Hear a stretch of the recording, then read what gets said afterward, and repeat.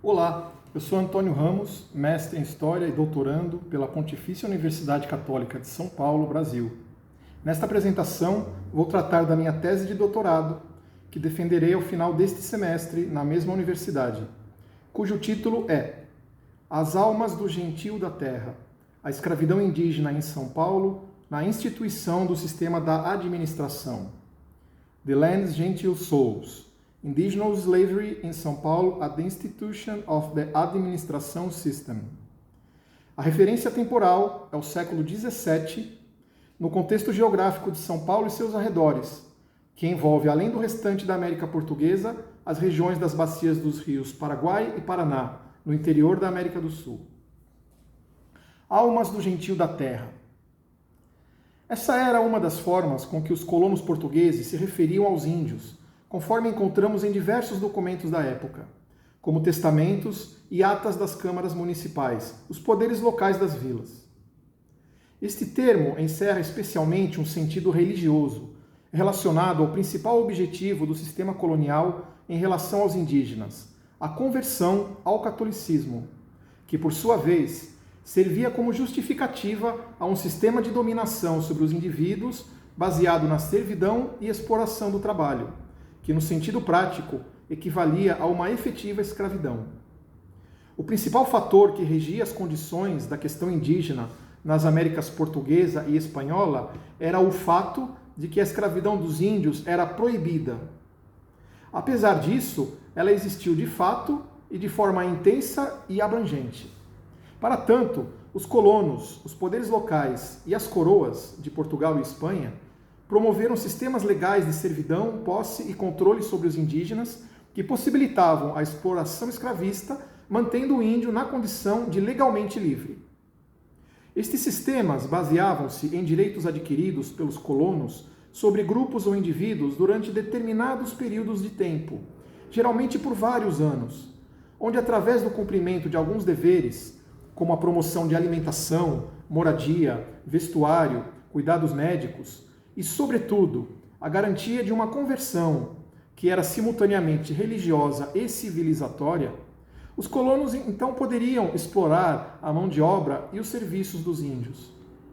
Nos domínios espanhóis, os sistemas legais mais utilizados denominavam-se mita, iaconato e encomiendas. No Brasil colonial, predominou um sistema originalmente informal, denominado administração. Esta proibição da escravidão indígena foi determinada pela Igreja Católica após grandes debates e controvérsias entre juristas, filósofos e religiosos durante a primeira metade do século XVI, sendo definida no Concílio de Trento, realizado entre 1545 e 1563. Foi também no contexto deste concílio que teve origem a Companhia de Jesus, uma ordem católica, também conhecida como Ordem Inaciana ou Jesuíta, cujo objetivo principal era promover a catequese entre todos os povos do mundo, naquele contexto dos descobrimentos de novas terras e continentes. A partir de então, por todo o período colonial, estabeleceu-se um crescente conflito entre colonos escravistas e padres missionários, na questão sobre o controle das populações indígenas. Ambos disputavam a exploração através de diferentes modelos, sendo os padres mais inclinados a defender os direitos dos índios, com base nas ações da catequese, enquanto os moradores locais, os colonos, procuravam exercer seus direitos pela administração particular. Na vila de São Paulo, este conflito tomou uma forma específica, devido ao fato que seus moradores, desde os primeiros tempos, promoveram intensamente a prática de captura e apresamento de índios, enquanto os missionários jesuítas, inclusive os fundadores de São Paulo, estabeleceram localmente diversos espaços denominados aldeamentos, ou, no dizer da época, aldeias, onde de forma semelhante às missões do interior distante, reuniam povoações de índios convertidos. A cidade de São Paulo, que atualmente é o maior centro urbano do Hemisfério Sul e uma das maiores cidades do mundo, era no século XVII uma pequena vila, até menor que diversas outras do Brasil colonial. No entanto, a importância de sua localização estratégica permitiu que logo se estabelecesse como o principal centro de um vasto território. A bacia hidrográfica, voltada ao interior, e a proximidade do litoral, resguardada pela plataforma da Serra do Mar, favoreciam a localização, tanto para o assentamento como para os deslocamentos. Ao redor da então denominada Vila de São Paulo de Piratininga, amplas propriedades rurais, além dos aldeamentos indígenas, e imensas áreas desabitadas, eram cruzadas por estradas e trilhas, que junto aos rios estruturavam a rede de trajetos pelo interior profundo do Brasil. A consolidação destas rotas de ocupação colonial, marcada inicialmente pelas expedições de exploração e apresamento indígena, fundações jesuítas, criação de gado, tropeiros, mineradores, monçoeiros, que eram comerciantes que estabeleciam entrepostos nessas vias, e pela expansão da agricultura, estabeleceu a Vila de São Paulo como centro regional que formou a sua vasta capitania, fronteira ao Paraguai, à Amazônia e ao Nordeste, um amplo território, equivalente hoje a estados como Minas Gerais, Goiás, Mato Grosso e Paraná.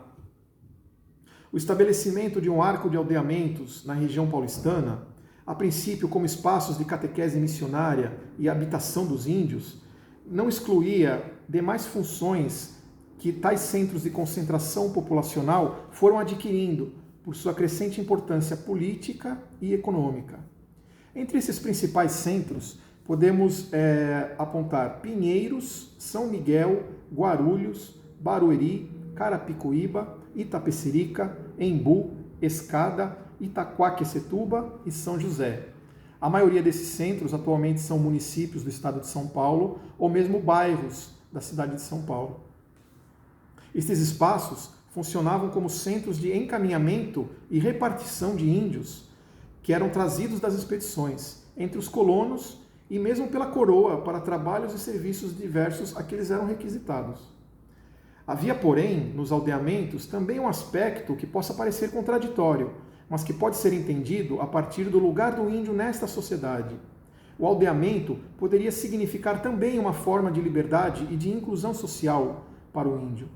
Entre essas possibilidades de se mudar de situação, de senhorio, o aldeamento poderia funcionar como um local de refúgio, eventualmente. Este manejo da situação, normalmente, era um movimento arriscado para os índios, mas sempre existiu como possível alternativa a de se conseguir efetuar uma mudança dentro da ordem social. Nos campos de Piratininga, ao redor dos colégios jesuítas e nos entornos mais distantes dos núcleos das vilas, a presença dos jesuítas desde as fundações das vilas de Santo André e São Paulo marcavam um contraste não ocasional ao fato de São Paulo ter se tornado um centro de apresamento indígena, de onde inclusive partiam os violentos ataques às missões de fronteira, no Tapes, região do atual estado do Rio Grande do Sul, no Guairá, atual estado do Paraná, e no atual Paraguai.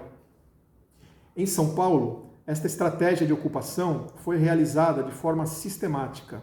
Estas expedições de apresamento partiam para direções cada vez mais distantes, uma vez que os índios próximos tornavam-se raros e extintos.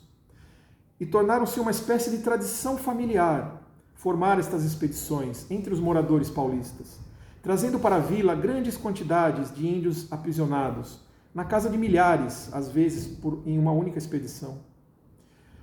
Muitas dessas expedições passaram a ser denominadas pela historiografia tradicional posterior como bandeiras, e seus comandantes como bandeirantes, sobre os quais se formou uma mitologia, um certo mito de heroísmo, tais como pioneiros da ocupação interior do Brasil e da expansão dos domínios de Portugal sobre terras que originalmente pertenceriam à Espanha. Isso criou toda uma mitologia, principalmente a partir do século XIX, no estado de São Paulo, colocando os bandeirantes como heróis, que hoje nós encontramos na cidade de São Paulo diversas ruas, avenidas, rodovias, monumentos e diversas instituições homenageando nomes de bandeirantes. Os índios capturados pertenciam a várias etnias, com algumas predominâncias. Inicialmente, os mais próximos de São Paulo pertenciam a nações do grupo Tupi. A partir do início do século XVII, sendo trazidos das regiões das missões jesuítas, eram predominantemente do grupo Guarani. De forma geral, podemos nos referir a um grande tronco tupi-guarani, por suas semelhanças culturais. Entretanto, cada grupo se constituía de uma infinidade de culturas e etnias diversas, além de outros que não pertenciam a esta classificação. Nas missões jesuítas do Paraguai e do Paraná, assim como nos aldeamentos paulistas, esses grupos eram misturados e obrigados a conviver e se adaptarem à ordem colonial, formando assim um processo de hibridização cultural, ou surgimento de uma cultura mista, indígena colonial. Na busca pela sobrevivência, em meio a essa ordem social que deixava o índio sem alternativas, diversas formas de resistência foram praticadas pelos indígenas. Até recentemente, a historiografia considerava apenas 3 formas básicas de reações possíveis: o enfrentamento direto, a fuga ou a submissão. Os estudos mais recentes, e geralmente voltados a abordagens que considerem visões transdisciplinares, em especial com a antropologia e os estudos culturais, consideram também um conceito denominado resistência adaptativa ou resistência pela adaptação. A ideia consiste no fato de que o índio não é mais visto como um ser passivo ou simplesmente como uma vítima das contingências, mas como um protagonista dos fatos históricos, onde também se consideram as alternativas em ingressar voluntariamente na ordem social colonial sob diversas formas.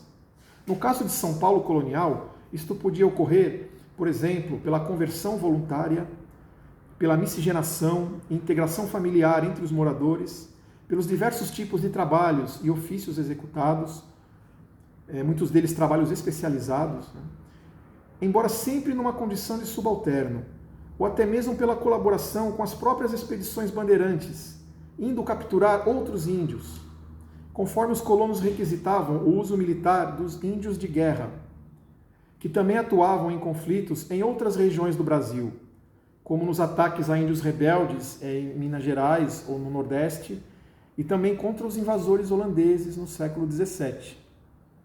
A partir da segunda metade do século XVII, 2 movimentos convergiram para o acirramento da disputa entre padres e colonos: o descobrimento das jazidas minerais no interior, principalmente de ouro, e a crescente escassez de índios capturados nas expedições.